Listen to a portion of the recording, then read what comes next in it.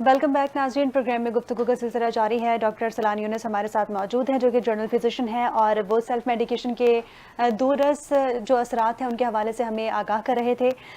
Doctor, आपसे पूछना चाहूँगी कि आप क्या समझते हैं, कुछ लोग जानबूझ के सेल्फ मेडिकेशन की जो साइड इफ़ेक्ट्स हैं उनको इग्नोर कर रहे होते हैं या उनको एक्चुअली पता नहीं होता कि ये इतनी हार्मफुल हो सकती है?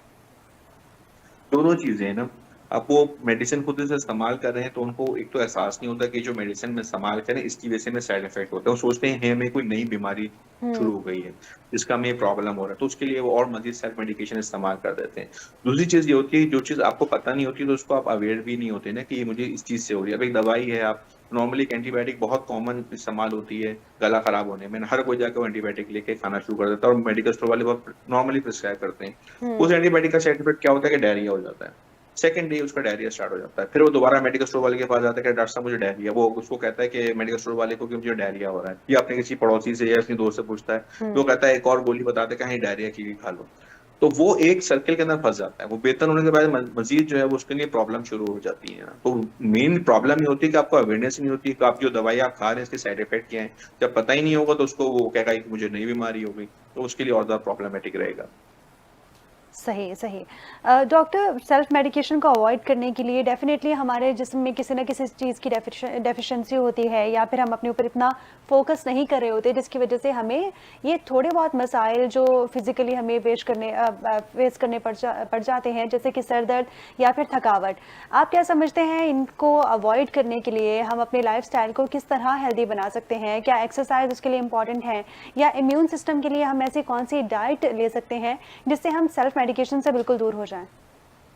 लेकिन सबसे बड़ी पहली बात तो ये है कि जो भी आपको प्रॉब्लम हो रहा है, सर में दर्द हो रहा है, थकावट महसूस हो रही है, कमजोरी हो रही है, मैदे में तकलीफ है, नॉर्मली इन्हीं प्रॉब्लम्स के लिए लोग जो है ना, या जोड़ों में दर्द है तो इन्हीं प्रॉब्लम्स के लिए लोग सेल्फ मेडिकेशन इस्तेमाल करते हैं। पहली चीज तो ये है कि आप एक दफा अपने डॉक्टर से रुजू करें, उनको पता करें कि भाई मुझे अगर सर में दर्द हो रहा है तो क्या मेरी नजर कमजोर तो नहीं है। मेरी नजर कमजोर की वजह से मैं सर में दर्द तो नहीं। बहुत सारे पेशेंट ओवर द काउंटर इतनी ज्यादा दवाइयां खा रहे होते हैं जिस सर में दर्द रहता है, पता चला उनकी नजर ही कमजोर है। हुँ। अब मैदे में तकलीफ के लिए लोग क्या है, अभी रात में जी हम रात को 12 बजे खाना खाते हैं, उसके बाद मैं अचार भी खाती हूँ और मैं रात को सो जाती हूँ, फिर उसका सुबह मुझे तेजाबियत हो रही होती है। तो भाई आप पता करें कि आप जो खाना खा रहे हैं, जो आप डाइट इस्तेमाल कर रहे हैं, उसमें आप डाइट की मिकदार क्या है। हुँ। लोगों को ज्यादा थकावट रहती है, कमजोरी रहती है कि आपको विटामिन डी की कमी तो नहीं है, आपके कैल्शियम की तो कमी तो नहीं है। तो जो भी आपकी प्रॉब्लम है आप जाके डॉक्टर से डिस्कस करें, उससे पूछें कि हाँ भी मुझे ये प्रॉब्लम है। अगर वो प्रॉब्लम रूट आउट हो जाएगा तो आपकी जान छुट जाएगी। वरना तो ये जो जितनी भी आप पेन किलर्स ले रहे होते हैं, ओवर द काउंटर जो भी आप मेडिसिन ले रहे हैं, सेल्फ मेडिकेशन जितनी भी आप ले रहे हैं, वो उसका प्रॉब्लम ये रहता है जो लोग लॉन्ग टर्म इतना इस्तेमाल करते हैं कि वो उस वक्त की तौर पे तो काम कर जाती है। अभी आपने हुँ। दवाई ली, हाँ जी ठीक हो गई, 6 घंटे बाद जब उसका असर खत्म हो जाएगा फिर आपको दोबारा वही प्रॉब्लम होने लगेगी।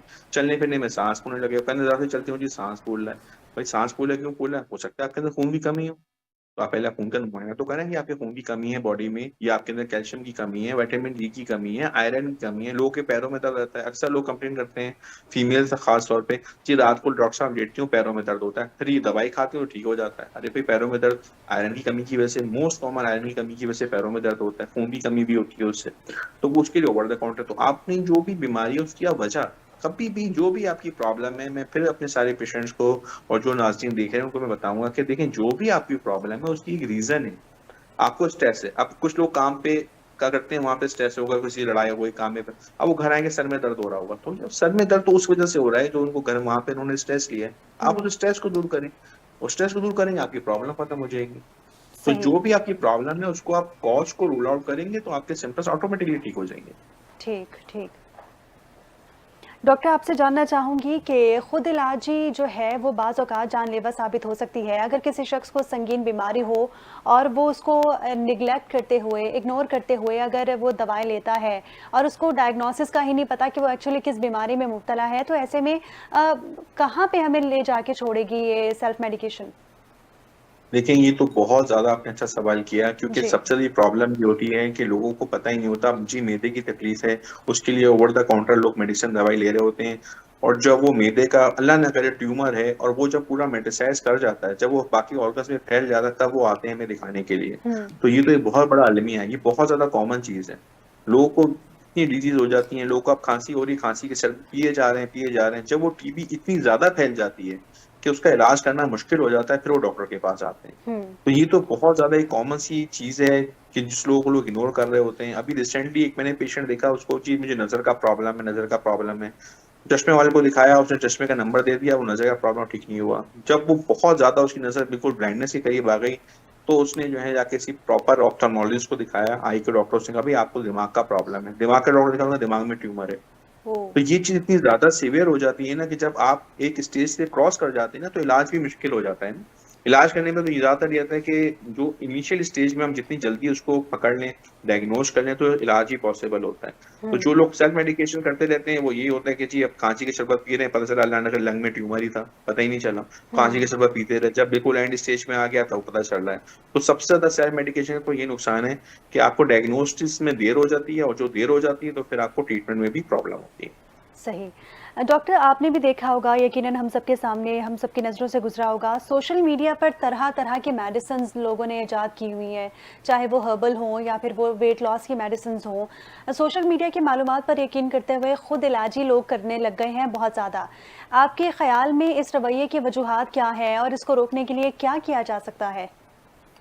देखिए, सबसे बड़ी बात ये है कि ये जितनी भी मेडिसिन सोशल मीडिया पे लोग पब्लिश कर रहे होते हैं, पहली चीज़ तो ये वो सही है, गलत ये तो बात की बात है ना। हम्म। पहली चीज़ तो ये कि आपको उसकी ज़रूरत है या नहीं। सही। पहली चीज़ सबसे इम्पोर्टेंट ये है ना कि आपको उसकी ज़रूरत है या नहीं। दूसरी चीज़ ये है कि भई जो मेडिसिन आपको प्रिस्क्राइब कर रहे हैं, जो भी चीज़ दिखा रहे हैं, उसकी ऑथेंटिसिटी क्या है ना, उसके ऊपर कौन-सा ट्रायल हुआ है। हम्म। हमारी एलोपैथिक की जो भी मेडिसिन होती है ना, वो 4 फेजेस को क्रॉस करके मार्केट में लॉन्च की जाती है कि डज़ इट वर्क बेटर, उसके साइड इफेक्ट क्या है, और क्या वो पहले मेडिकेशन से बेहतर है या नहीं। सही। 4 फेजेस उसके हम लोग ट्रायल करते हैं, उसके बाद उसी मेडिसिन को लॉन्च किया जाता है, और सेकेंडली उसकी एक एक्सपायरी डेट होती है, उसके बाद पूरी रिसर्च हुई होती है, उसके ऊपर पूरे आर्टिकल होते हैं, फिर वो मार्केट में लॉन्च हुई। जितनी भी आप इस तरह की मेडिसिन देख रहे होते हैं जिनकी कोई रिसर्च नहीं है, कोई ट्रायल्स नहीं है, कोई ऑथेंटिसिटी नहीं है, वो क्या करेंगे? आपको मैं कोई मेडिसिन बना के दे दूंगा भाई ये तो इस चीज के लिए काम करेगी, लेकिन वो उस हम्म। चीज के लिए काम कर ही नहीं कर रहे। ज्यादातर हमारे यहाँ सोशल मीडिया पे तो मर्दाना कमजोरी की दवाइयां चल रही हैं, कोई जोड़ों के दर्द की दवाई चल रही है। भाई उसकी ऑथेंटिसिटी क्या है? आप उसके ऊपर ट्रायल शो करें। अगर कोई ऐसी चीज है कि जो आप प्रूव कर सकते हैं कि हाँ ये बेहतर है, तो फिर तो बकायदा उसको इंटरनेशनल मार्केट में लॉन्च करें, आप करोड़ों रुपए कमाएं। जबकि ऐसा नहीं है, वो उसको इश्तहार चलाने की जरूरत पड़े, क्योंकि वो ऑथेंटिक नहीं है ना। अगर आपको इस तरह आपने रिसर्च की है जो कि वाकई में इतनी कारामद है, जिससे आप इतना अच्छा उसका इलाज कर रहे हैं, कोई कहता है मैं ये दवाई दूंगा शुगर खत्म हो जाएगी, तो भाई आप उनसे इंटरनेशनल मार्केट में लॉन्च करें, आपको तो डॉक्टर, नाम भी मैंने होगा। ये भी देखा है कि लोगों के इमोशंस के साथ खेलते हुए बहुत सारी जो कंपनीज हैं सेल्फ मेडिकेशन की, वो लोगों के इमोशन से खेलती हैं। अगर कोई मोटापे का शिकार है तो उसके लिए एक इतनी अच्छी एडवर्टाइजिंग की हुई होती है कि जी हम आप हमारी ये वाली मेडिसिन लें और आपका 2 महीने में वेट 60 kg कम हो जाएगा। कुछ ऐसी भी एडवर्टाइजमेंट्स होती हैं। लोगों को बिल्कुल। क्योंकि अपने आप में वो इतना इनसिक्योर होते हैं, वो धड़ाधड़ वो चीज़ खरीदते हैं, उसका इस्तेमाल करते हैं, लेकिन फ़र्क कुछ नहीं पड़ता।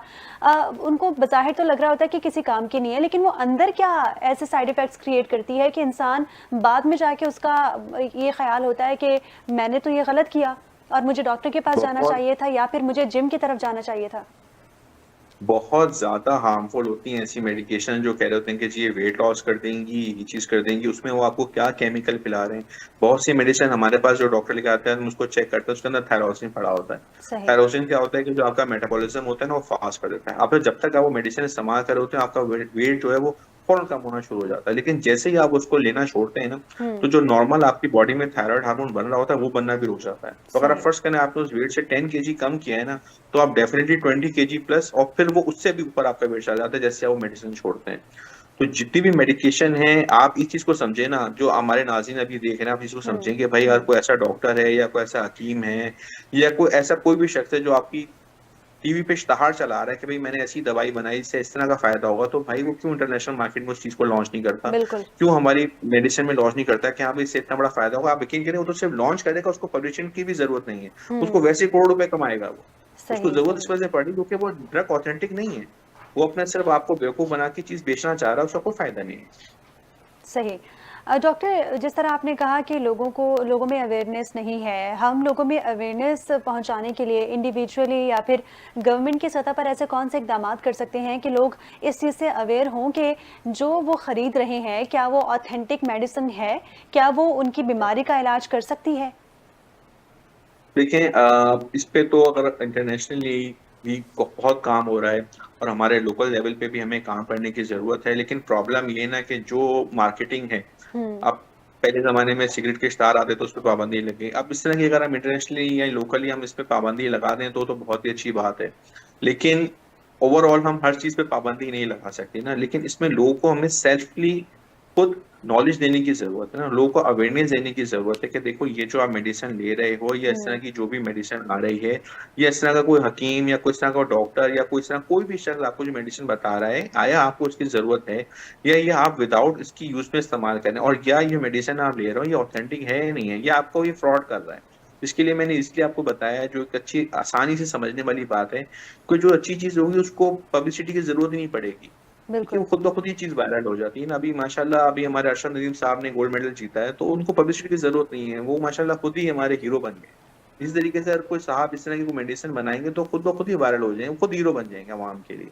अब देखिए ना, सही। जिसने कोविड की वैक्सीन बनाई तो दुनिया में खुद ही वायरल हो गई, वो कंपनी भी कितनी उसने तरक्की की, और वो खुद हुँ, साहब भी कितने साहब जो है ना वो फेमस हो गए। तो इस तरह की अगर कोई मेडिसिन बनाता है तो वो खुद ब खुद ही उसको तरक्की मिलेगी।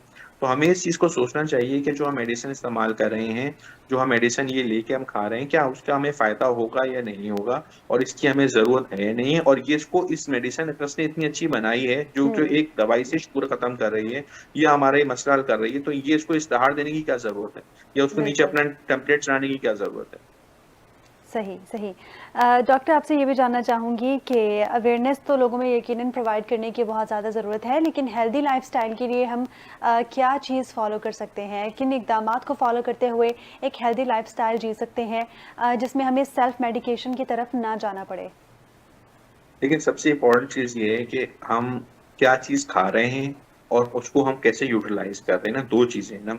हमारे आजकल बहुत सारी फूड चेन्स और मोबाइल पे इस तरह की एप्स जो कि बहुत इजी एक्सेस हो गई हैं हमें जंक हुँ, फूड्स की तरफ ना। हुँ, तो हम उन बस ऑर्डर किया, बच्चे बैठे हुए रात में पेरेंट्स को भी खिला रहे हैं, खुद भी खा रहे हैं, बस मोबाइल पे ऑर्डर किया और जी वो घर पे डिलीवरी हो गई। पहले जमाने में एक टाइम पे हम खाना खाते थे, उसके बाद खाने में और सोने में कुछ वक्फा होता था, घर का बना हुआ खाना होता था जो कि हेल्दी होता था।